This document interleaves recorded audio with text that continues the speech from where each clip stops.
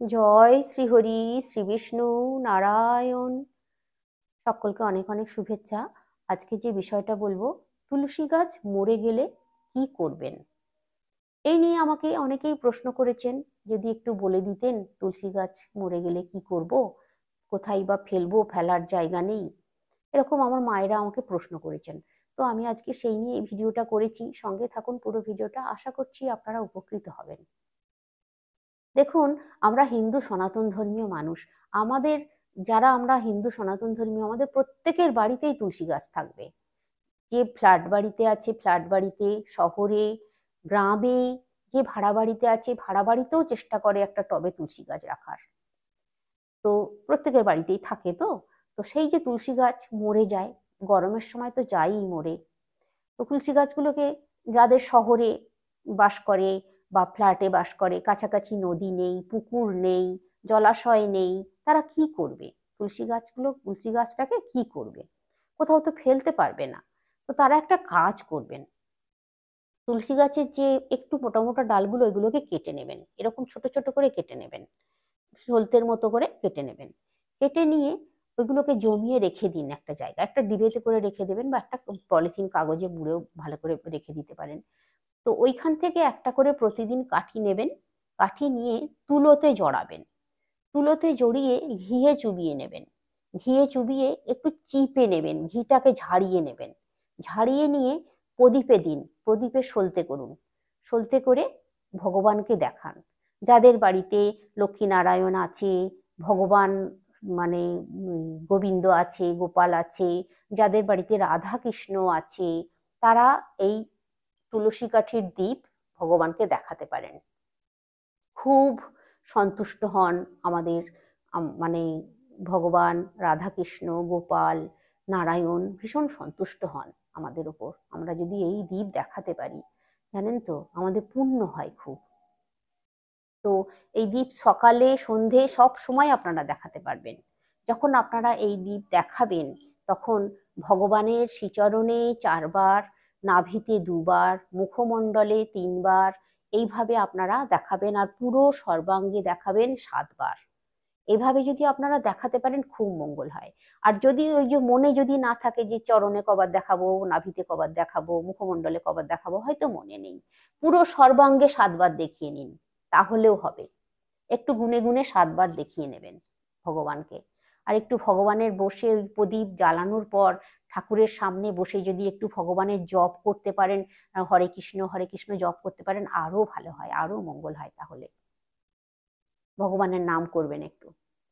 এরপরে যেটা বলবো, যে ছোট ছোট সরু সরু, একদম সরু সরু, যেগুলো নেওয়া যাবে না, একদম নেওয়া যাবে না, একদম পাতলা সরু, বা গোড়ার দিকটা নেওয়া যাবে না, সেগুলোকে ছোট ছোট করে কুচিয়ে নেবেন। কুচিয়ে নিয়ে ধুনুচিতে রেখে দেবেন, ধুনুচির মধ্যে রেখে দিন। দিয়ে যদি ধুনো দেখাতে পারেন তাহলেও কিন্তু ভালো, ধুনুচির মধ্যে রেখে দিয়ে মানে একটু আগুন করে, হালকা করে আগুন করে এই যে ধোঁয়াটা যদি দেখাতে পারেন, সেটা হলেও কিন্তু ভালো, খুবই ভালো। তো আপনারা এইভাবে করুন। আর যারা গ্রামের দিকে থাকেন, তাদের তো অনেকটা জায়গা, উঠোনে হয়তো অনেক তুলসী গাছ হয়ে গেছে, বৃন্দা দেবী একদম ভরিয়ে গেছে।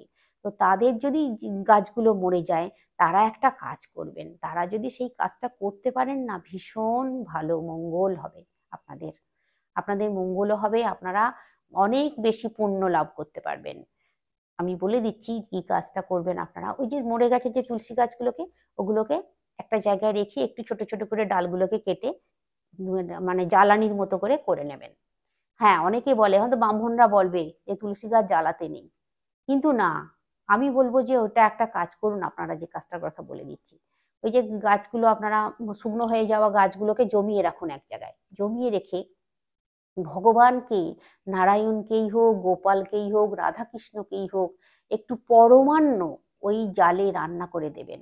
উঠোনে একটা ছোট্ট করে গর্ত খুলে উনুন করে নেবেন, গর্ত খুলে উনুন করে নিয়ে সেইখানে রান্না করবেন। আর নিরামিষ পাত্রে, যেন সেই পাত্রে কোনোদিন কখনো মাছ মাংস রান্না হয়নি সেরকম কোনো নিরামিষ পাত্র, তাতে করে ভোগ রান্না করবেন।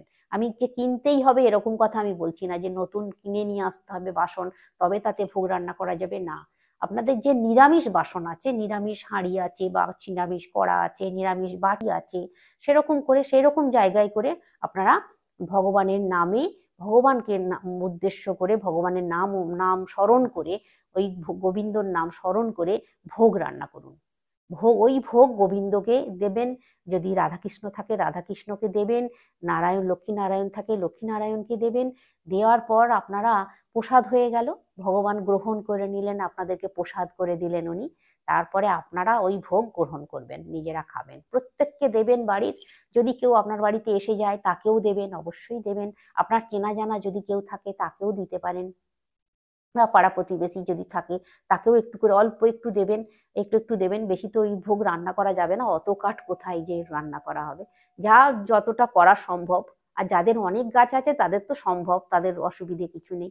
আর যদি সবাইকে এরকম করে দিতে পারেন, খাওয়াতে পারেন, নিজেরাও প্রসাদ হিসেবে খেয়ে দেখবেন আপনারা, এত ভালো লাগবে না, অমৃতের স্বাদ মনে হবে, এত ভালো লাগবে। আর ভগবানও ভীষণ খুশি হবেন, ভীষণ সন্তুষ্ট হবেন।